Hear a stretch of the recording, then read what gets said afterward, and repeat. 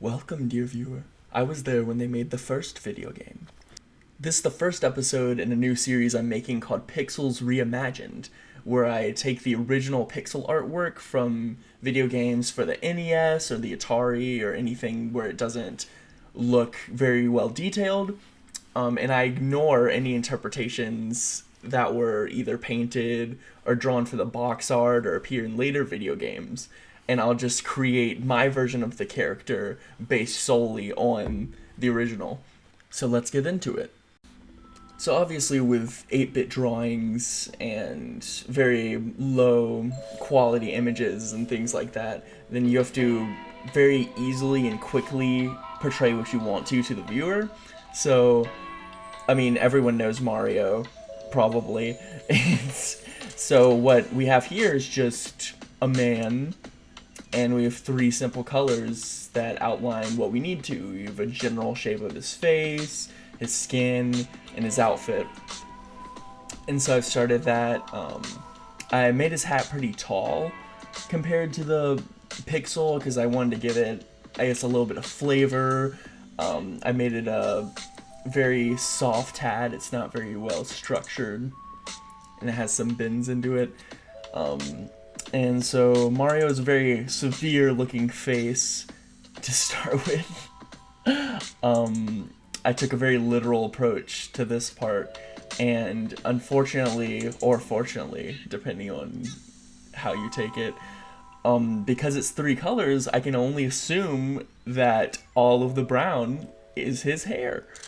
Because there's only three colors, so why would I assume that he's wearing a shirt and boots that happens to match the color of his hair? So you can clearly see that I have it poking out in his chest, and that's how I'm going to work it into his arms and his eyebrows, because you can't even really see his eyes in this picture. And I made him a little bit dumpy, but you know, he's the working man, you know.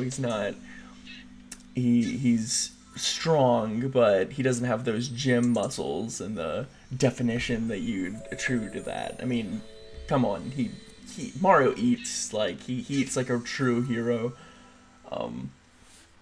Probably eats Koopa. Yeah, I heard there's a weird anecdote. I think that when sailors were searching the Galapagos Islands, they couldn't bring a turtle back, or a tortoise, because they were so tasty. I don't know, I guess they were making turtle soup or something. So yeah, this Mario definitely eats Koopas. If the original Mario doesn't, then this Mario definitely eats Koopas. Which is probably why Bowser wants him dead.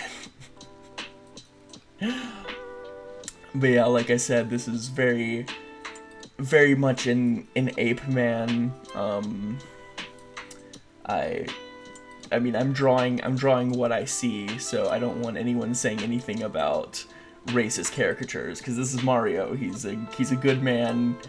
Debatably, depends if you've played Donkey Kong Jr. or not. And I stand by that. I drawn the art. This isn't a weird. What was that? Just Italians are hairy? I think that might be a thing. I hope no one would get offended by that. It just seems very innocuous. But yeah, so I'm starting to get the basic outline in, and so I started filling in with a lighter shade. So I picked 3 lighter shades, but A, I really didn't like the orange, and B, I decided that I should use the base color that appears in the sprite work, and then choose a darker color to make any accents there. And so now I'm starting to block everything out, and I knew that I hadn't closed in all of my lines, but I just wanted to test to see what I could get away with while being lazy. So yeah, and I'm trying to be careful in some parts so that I can keep some of the inner shapes, like his toes and some of the definitions in his muscles, but then eventually I knew that I'd add the details in later. So I just started blocking in the color so that I can get everything in. I guess before I forget to mention it, and in case anyone's curious, so I'm using Sketchbook, Autodesk Sketchbook right now.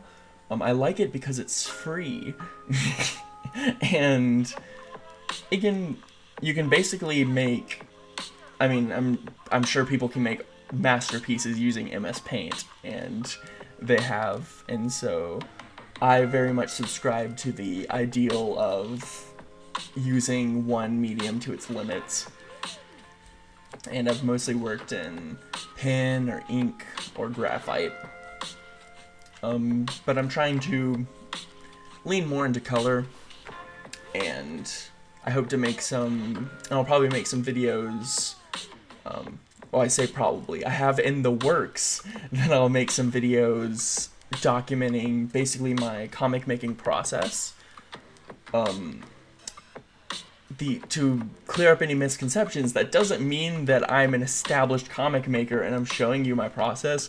That means that I'm literally going to create one and wing it and show that on camera. So I'll be developing characters and blocking out frames, not frames, panels. I mean, and blocking out panels and then filling in those details. Maybe working on some dialogue. I mean, I know it wouldn't be very interesting visually to just see me typing away, so I might either do that completely separately or find some way to work that in. Not super sure on that. But yeah, so I'm doing a very, very basic kind of shading where I block in a darker color just to accent some of the shapes. And I did this in about 30 minutes. I timed myself, but I actually went overtime because I got a little bit into it. But I decided to keep it relatively simple, where I just have the base color and then I work in the details using a slightly darker shade. So here we get to his jawline, so I gotta work in his face.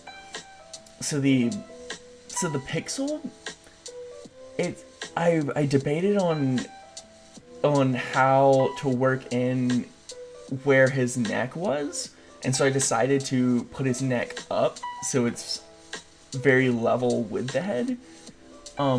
Because otherwise it just seems like he'd have a comedically big mouth that just attaches straight to a hairy neck. So I built in a kind of tube with that, for better or for worse.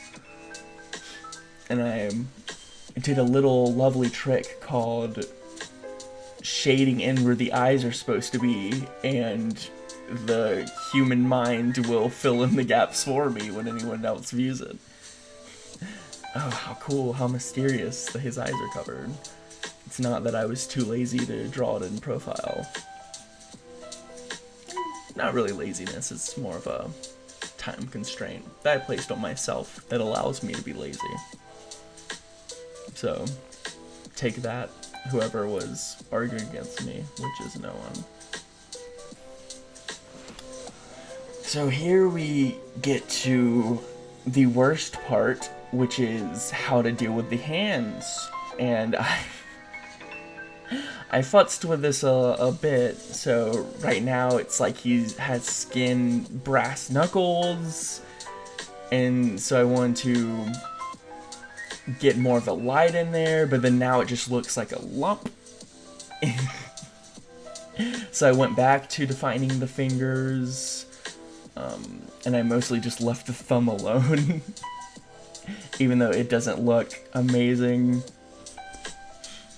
And I lightened it up and then decided to give an over-dramatic, kind of veiny, bony look down the knuckle, or down the back of the hand, because that wouldn't, it's not exactly the knuckle.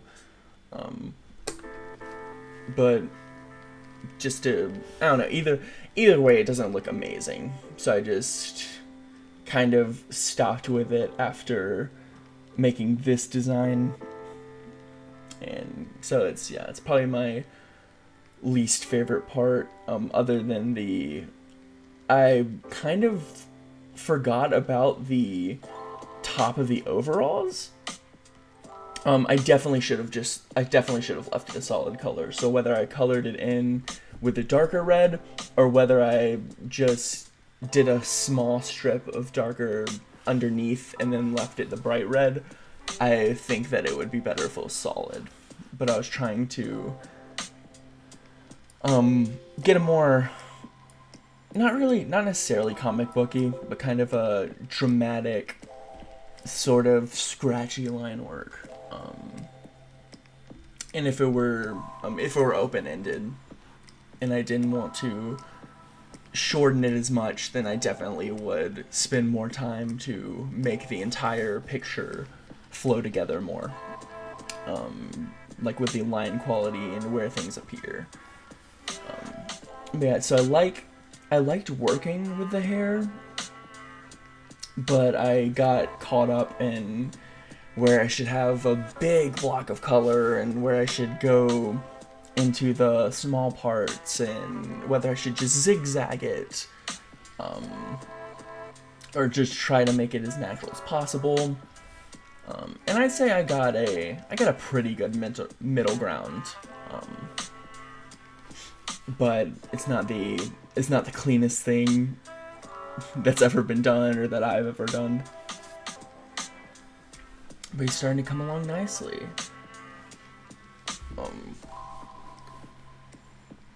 I thought of doing a dramatic color difference where I do barely any dark coming from the left side, but then I decided that I wanted to fill in as much as him as I could using the same style, so it ends up looking a little bit, well, it looks a little bit more three-dimensional once I start applying the darker color, just compared to the literal flat colors, but then it starts to look a little bit flat again when it becomes consistent. So if I stopped here, I actually kind of like the look in hindsight, but then I continued to add in the color so that it gets flattened a little bit because there's less dramatic lighting. But I use a trick just for that, that you'll notice in a second once I fill in a little bit darker areas in the hat, and that's just that I switch to white and do a little pseudo border slightly inside of the picture in certain key areas.